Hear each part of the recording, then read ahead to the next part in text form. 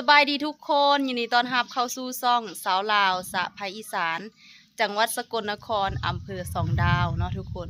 มื้อนี้มาพบเจอกันในช่วงบ่ายๆของวันที่22เมษายน2568เนาะมื้อนี้อยู่บ้านสาวลาวกับฝนตกเนาะทุกคนในช่วงบ่ายๆประมาณช่วงบ่ายสองครึ่งนี่แหละเนาะทุกคนฝนกระตกมาและทั้งลมทั้งฝนนั่นแหละตกมาเนาะคิดว่าจะบ่มาฝนชีบ่ตกมาฮอดบ้านสาวลาวอีกแล้วเนาะแต่ว่ามื้อนี้ฝนก็ตกมาฮอดเพราะว่าแต่ละเทื่อตกยามใดกะอ้อมไปแต่ทางบ้านอื่นเนาะอ้อมไปทางไสหวานแน่ตกมาอีกรอบก็อ้อมไปทางวาริต เนาะอ้อมไปทางบ้านบงก็มีเนาะทุกคนอยู่กลางในอยู่บ้านสาวลาวนี่บ่ตกจักเทื่อมื้อนี้กะพอดีตกมาสิ้นสุดการรอคอยเพิ่นว่าเนาะท่ามาตั้งโดนท่ามาตั้งว่าเป็นอาทิตย์เป็นเดือนพุ่นแหละเนาะถ้าให้ฝนตกลงมาบ่ตกมาจักเทื่อเดี๋ยวเป็นจังใดเราจะพาไปเบิ่ง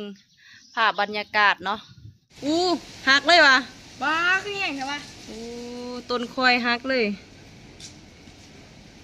ป้าโหดแห้งลมแห้งว่าสันต้นคอยฮักเลยล่ะต้นนี้จะมาคูนเต็มหลายแห้งเลยต้นคอยฮักเลยล่ะฝนคือบ่มาแต่ลมนะคันแม่นบ่มาคันแม่นเล่นอยู่พุ่นเมื่อกี้นี้นะคันแม่นบ่มามันลมพัดมาเทื่อเดียวนึงหักเลยวะนอนแองแสงเลยครับพยาบาลจัดการเลยฝนชิมาบ่เนาะคือมีลมแห้งแท้เนี่ยแต่มีแต่ลมอยู่หรอกเนาะเอามาทั้งฝนทั้งลมเนี่ยบัดนี้หุ่นปาดโถอยากขึ้นกับรถเนี่ยมันหลอกคอได้ซ้ำหน่อยกลายเป็นห้างคุณหมอ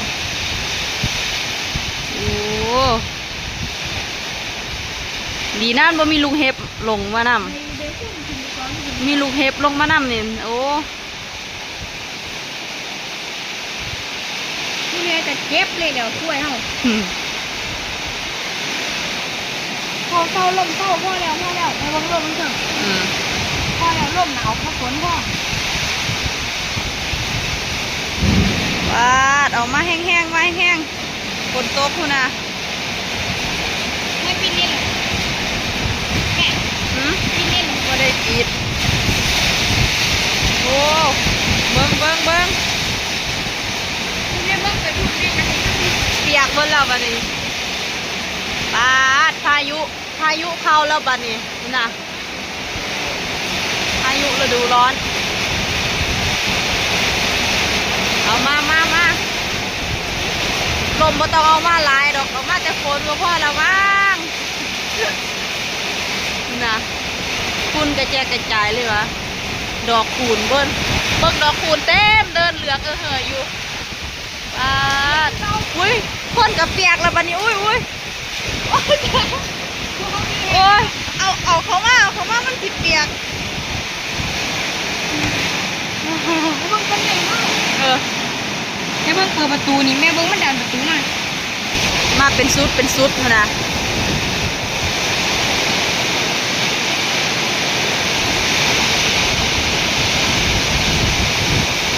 จมแต่ว่ามันฝนบ่ตกเนาะจมหลายมันมาซ้ำจมหลายมาจะฝนกันเดียว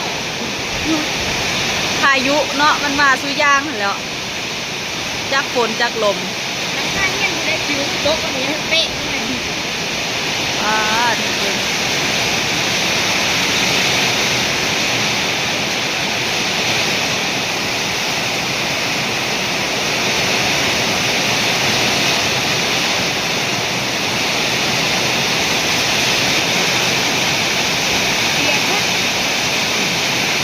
เบิ้งหน้าบ้านโอ้ยต้องคัดถูย่างหนักเลยงานเข้าแล้วเบิ้งจักดอกคูณจักน้ำฝนจักฟุ้นเบิดสุยางเอาเฮ็ดไป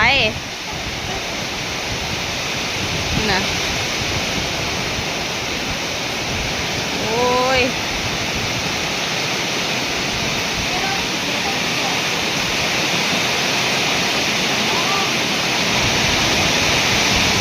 ตอนนี้เวลาบ่าย2:32 นาทีเนาะทุกคนตกบ่าย2 ครึ่งเนาะฝนตกดีคือกันละจังเย็นตกลงมาหลายๆแห้งๆจังสิได้เย็นเนาะตกมาแห้งๆเด้อตกฮอด5 โมงแรงโลดคันแน่แท้ฉันคิดว่าแน่มาฮอด5 โมงแรงโลดเอาตกลงมาถ้าน้ำฝนจนว่าเป็นเดือนมื้อนี้ตกมาให้เห็นแล้วทุกคนอากาศก็เย็นขึ้นเนาะทุกคนเฮาท่าเบิ่งฟ้าหลังฝนมันสดใสเสมอเนาะ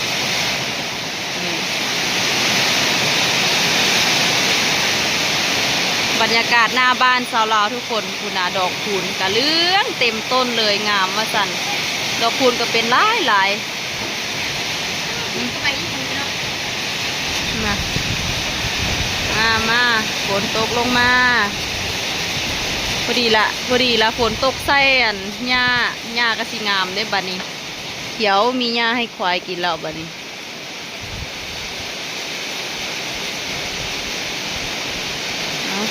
ตกแห้งๆเลยเอามาตกมาเป็นสุดเนาะทุกคนนี่ฝนเริ่มตกเริ่มมีลมเริ่มฝนเริ่มตกช่วงเวลาบ่าย2:30เนาะบ่าย2:34 นาทีตกมาโอ้ยแหล่เอ้ยลูกสายแหล่แม่ลูกสายล่าลูกกก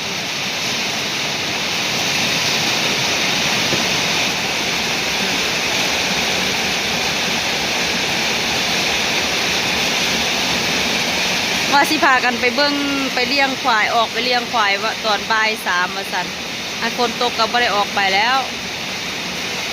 ฝนเศร้าตกคุณละจึงได้ออกไปหญ้ากับเปียกเบิดบัดนี้เศร้าลมแล้วมันมีแต่ฝนบัดนี้มาเลยมาแห้งๆเลยรอวันนี้มานาน มาเลยเห็นฝนย่ำใดกับมีแต่ฝนอ้อมบ้านเจ้าของไปทางอื่นเดี๋ยวก็ไปทางไส้บ้านเดี๋ยวก็ไปทางวาริดเนาะไปอ้อมไปทางพุ่นเดี๋ยวก็ไปทางบ้านบงบ่ฮอดบ้านเจ้าของจ้าเถื่อมื้อนี้มาฮอดแล้วสมใจแล้วสมปรารถนาแล้วเนาะสมปรารถนาแล้วเด้อมาแห้งๆเด้อ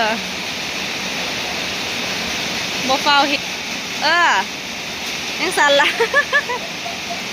โอ้ยเฮ็ดความสะอาดบ้านตัวนั่นล่ะพอดีเลยล่ะมีคนหดน้ำให้แล้วเจ้าของกระถูเอาให้มันสะอาดเลยแบบนี้เนาะทุกคนตอนนี้กะเวลาบ่าย3 โมงแล้วเนาะฝนตกเสาแล้วเป็นที่เรียบร้อยพากันขี่รถออกมาเบิ่งน้องควายบ่ฮู้ว่าง่ายอยากตกใส่แล้วบ่ เป็นจังไดเนาะเดี๋ยวไปเบิ่งน้ำกันเนาะกำลังขี่รถออกมากับลูกชายจังไดค่อยไปพบเจอกันอยู่ป่าหยาเนาะรถกับบ่มีน้ำมันเนาะ มีตัวขี่เลาะลอง ไม่รอเด้อน อนโว้ยสบายแท้ เอาอีนี่หน่อย สบายแท้เอาตัวน้อยๆไปใส่ นั่นไปคนเดียวเป็นแล้วได้ซุมือนี่คุณนะแม่บ่พาไปกับไปคนเดียวไปตัวเดียวเลาะเลมกินปะนี่คุณซุมนี้ยังนอนสบายแล้วฝนตกใส่เย็นแล้วปะนี่ เบิ่งมันเห็ดเบิ่งแม่นางเห็ดดูเบิ่งหน้าตามันดูเห็ดอีหยัง มึงยีไงเงี้ยเอาไม่ยืนไทยหายก่อนเด้อ เอาสิเป็นหยัง อยากไปขุดกุดจีเอาตัวกุดจีก็อยู่น้ำมันนี่แหละมูลควายอุ่นแล้วเนาะแสดงว่าอยู่นาอยู่ป่าหยางบ่แหงซ้ำอยู่บ้านหล่มกับบ่แหงเพราะว่าบ่เห็นใบหยางหยังขาดตกเลยอยู่บ้านแหงเนาะโอเค ซ้ำนี้ก็เฮ็ดให้เย็นแล้วแหละนะเบิ่งพากันนอนสบายว่าสันบ่อยากลุกอยากย่อโอ้ยสะดุดหินอุ่นแล้วเนาะ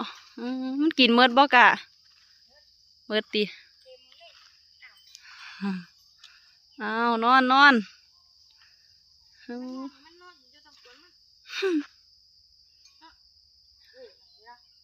อีมันเตี๋ยสื่อสารกับควายได้ตัวนี้คือเก่งแท้ว่าสื่อสารควายได้วะนั่น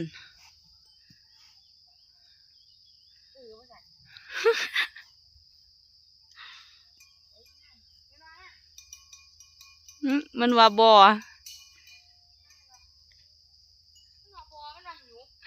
ไปเอามันขึ้นไป ขึ้นไปจักหน่อยก็เข้าเมืองแล้ว5 โมงสิพาเข้าเมืองแล้ว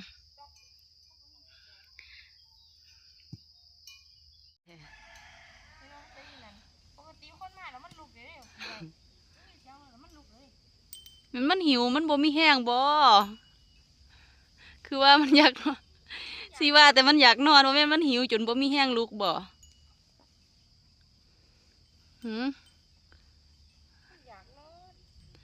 บ่แม่นดอกบ่าย 3แล้วมันนอนตั้งแต่4 โมงพูน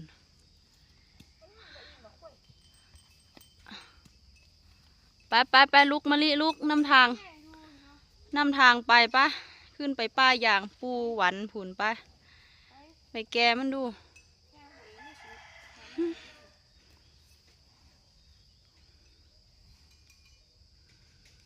ให้เบิ่งก่อนคือนอนดีแถมไหมมันเป็นไข่บ่แม่นเป็นไข่บ่แม่นดอกไข่ขี้ข้านเป็นบ่อิ่มเราขี้ข้านเป็นบ่อิ่มเราขี้ข้านเฮ้ยผู้ใดนะอิ่มเราขี้ข้านมันคือคนเหรอวะคือออดกะ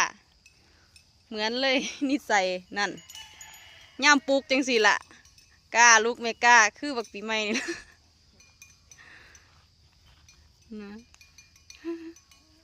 ไปปล่อยมันลุกเอามันไปกินน้ำค่ะบ่กินแล้วก็ดึงมันขึ้นไปหุ่นเปิดมึงดูกดแต่คักเถอะวะคุณนายอิสราเอลแปลงอีหยังมาเบิ้งไก่เหรอบ่เบิ้งแต่ไก่เที่ยวเบิ้งไก่สู้มือสู้เว้นแท้ถ่ายคลิปวิดีโอส่งให้คุณสามีอยู่นอกพุ่นเด้สามีอยู่ป้าไลออน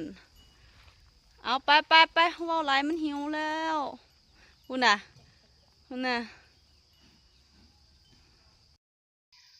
ทุกคนตอนนี้กะเวลาบ่าย3:18 นาทีเนาะทุกคนนะจะเอาน้องควายขึ้นไปล่ามแล้วติดหยังอะติดกระซ่าง ติดโอ้ยซ้ำนั้นมันก็บ่มีแหงดึงบ่ทุกคนเดี๋ยวสลอขอตัวลาทุกคนไปก่อนเด้อเอาไว้พบเจอกันในคลิปหน้าสบายดี